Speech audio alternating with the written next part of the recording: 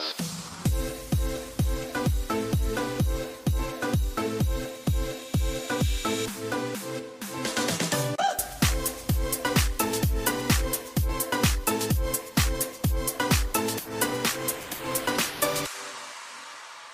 Mais elle n'avait pas le choix. Elle ne pouvait pas transporter ses médicaments dans le métro. Lisa était infirmière de liaison. Elle assurait le suivi des patients à leur sortie de l'hôpital quand ils avaient du mal à se rendre dans les services de soins externes, et ce afin de prévenir les réhospitalisations précoces. Ou, disait-elle parfois lorsqu'elle cédait au cynisme, sa tâche consistait à remplacer pour moitié les infirmières de proximité qui n'avaient plus les moyens d'accompagner ces patients et pour moitié les médecins généralistes qui refusaient désormais de quitter leur cabinet. Formée en médecine d'urgence, elle aimait son poste actuel. Elle y croisait moins d'ivrognes et se faisait moins souvent vomir dessus, surtout quand on lui donnait du chocolat. Malgré tout, elle ne se berçait pas d'illusions concernant Madame Marks. « Vous n'êtes pas non plus ce que j'appellerais une brindille », lui fit remarquer la vieille dame. « On dirait ma mère », râla Lisa. La jeune femme avait hérité des formes de sa mère, qui, très contrariée, ne manquait jamais d'exprimer toute sa déception. « Dans ce cas, vous l'emportez », ajouta Madame Marks à contre-cœur. Lisa grimaça. « Je déteste le chocolat noir », protesta-t-elle, avant de le prendre malgré tout et de répéter « S'il vous plaît, je ne voudrais pas que vous soyez réhospitalisé.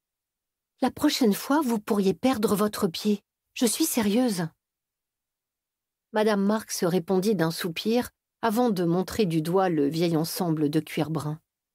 Lisa glissa donc les mains derrière les coussins du canapé et des deux fauteuils. Des tablettes de chocolat étaient cachées derrière chacun d'eux. « Je vais les donner à la banque alimentaire. Voulez-vous que je vous les rembourse ?» La vieille dame rejeta cette proposition d'un geste. « Non, mais si je me retrouve de nouveau à l'hôpital, je vous en tiendrai rigueur. » « Entendu. » Il faisait frisquet pour début mars, mais le soleil brillait derrière un léger brouillard de pollution et quand Lisa sortit du haut bâtiment, elle sentit le printemps dans l'air. Elle pria, comme toujours, pour que personne n'ait remarqué le caducée infirmier affiché sur son pare-brise et essayait de fracturer sa voiture dans l'espoir d'y trouver des médicaments. Puis elle pensa au nouveau restaurant de barbecue coréen où elle devait retrouver ses amis dans la soirée. Il avait l'air sympa sur Instagram, mais ce n'était pas nécessairement bon signe, bien au contraire parfois, surtout s'il était rempli de convives en train de photographier des plats froids.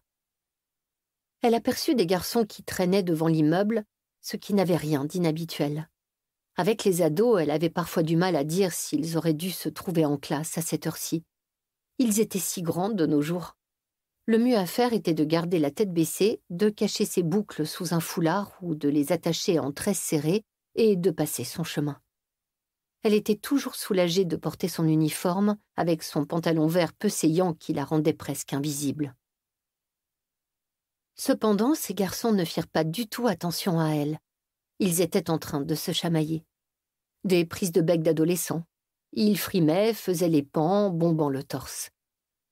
De différentes origines, ils avaient quelques poils sur le menton et au-dessus des lèvres, de grandes jambes et des coudes trop pointus, une forte odeur de déodorant Lynx Africa et d'énormes baskets aux pieds et de vrais péniches. Ils jouaient au mal, feignant de savoir se comporter en hommes, et en un sens, c'était plutôt mignon. Mais c'était aussi intimidant, et elle s'apprêtait à les contourner lorsqu'elle se rendit compte qu'elle connaissait l'un d'eux. Elle grimaça.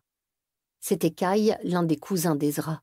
Ezra, le bel Ezra dont le corps gracieux et le joli minois le rendaient irrésistible chaque fois qu'il lui envoyait un message.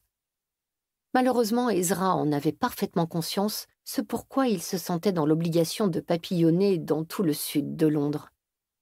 Chaque fois qu'il la ghostait, qu'il ne lui donnait plus signe de vie, elle se jurait qu'on ne l'y reprendrait plus.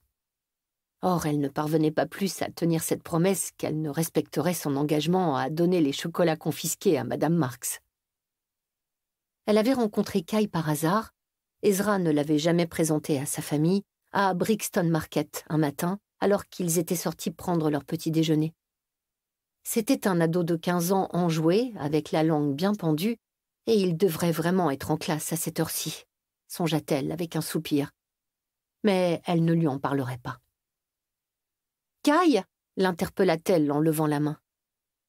Il se tourna alors vers elle, et la reconnaissant commença à esquisser un large sourire, quand, sans crier gare en cette froide journée de printemps, Lisa entendit soudain une voiture accélérer, puis un atroce crissement de pneus.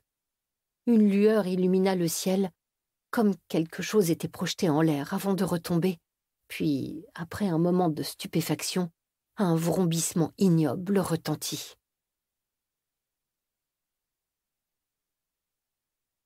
Chapitre 2.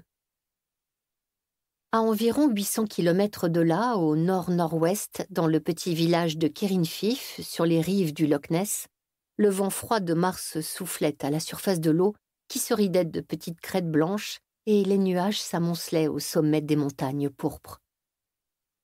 Cormac Macpherson, l'infirmier de liaison du village, consulta sa montre. Joanne, la médecin généraliste, était de l'autre côté de la lande pour soigner une hernie hiatale.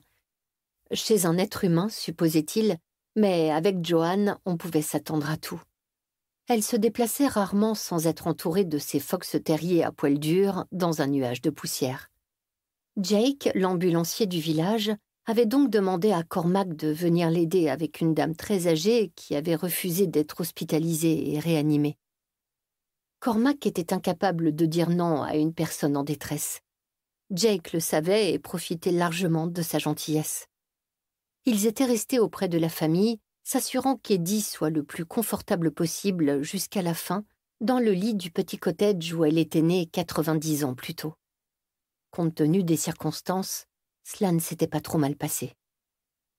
Les deux hommes étaient désormais en route pour le pub, où ils comptaient boire une pinte bien méritée. « Il y a pire comme manière de partir », commenta Jake avec philosophie, tandis qu'il foulait les pavés, l'air frais leur fouettant le visage. « fit Cormac en regardant son téléphone. « C'est encore Emer ?» l'interrogea son ami en jetant un coup d'œil.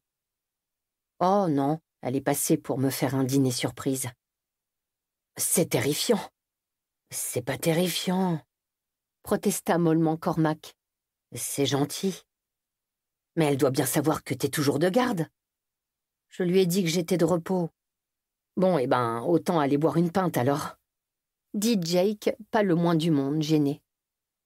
Cormac vérifia l'heure, puis secoua la tête, quand une porte s'ouvrit dans la petite rangée de maisons mitoyennes qu'il longeait et dont les salons donnaient directement sur la rue. « Jake, Cormac !»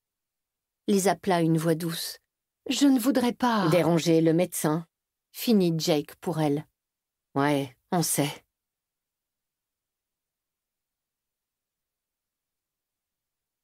Chapitre 3.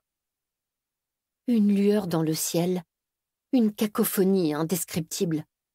Lisa avait seulement aperçu la voiture du coin de l'œil, tandis qu'elle observait les garçons, déterminant avec une intuition toute citadine s'ils représentaient une menace ou si la situation pouvait dégénérer. Elle avait du flair en la matière, ayant si souvent eu à réparer les dégâts, puis elle avait eu l'impression de l'entendre accélérer.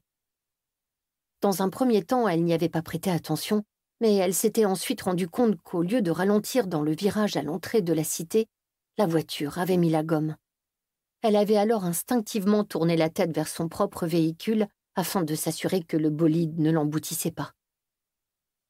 En se retournant de nouveau, elle entendit le moteur rugir comme la voiture grimpait sur le trottoir, grimpait délibérément sur le trottoir, puis elle vit... La seule chose qu'elle vit fut la lueur d'un téléphone projeté dans les airs, un téléphone qui tournoyait, reflétant la lumière, si lentement que c'en était presque beau. Ensuite, tout se passa en une seconde. Elle vit une forme hideuse se tordre, vriller, accompagnée d'un bruit sourd épouvantable, fort, humide, qui résonna dans toute sa tête. Une chose inimaginable suivit le téléphone. Puis, les roues de la voiture tournant toujours, le moteur rugissant toujours, retentit un bruit de craquement encore plus fort, comme l'énorme forme inimaginable heurtait le sol pour rester allongée là, tordue, désarticulée. Lisa ne pouvait croire à ce qu'elle avait sous les yeux. Cela ne pouvait pas être Kai. C'était impossible. N'oubliez pas de repartir avec votre livre audio offert, en cliquant sur le premier lien situé dans la description de la vidéo. Je vous présente également mon tutoriel complet et facile, du début jusqu'à la fin, pour obtenir le livre de vos envies. Et pour trouver la paix intérieure, et devenir maître de votre sérénité grâce à la relaxation, un guide vous est offert par Progress Elixir. Abonnez-vous pour découvrir quotidiennement de nouvelles expériences sensorielles. Merci à tous.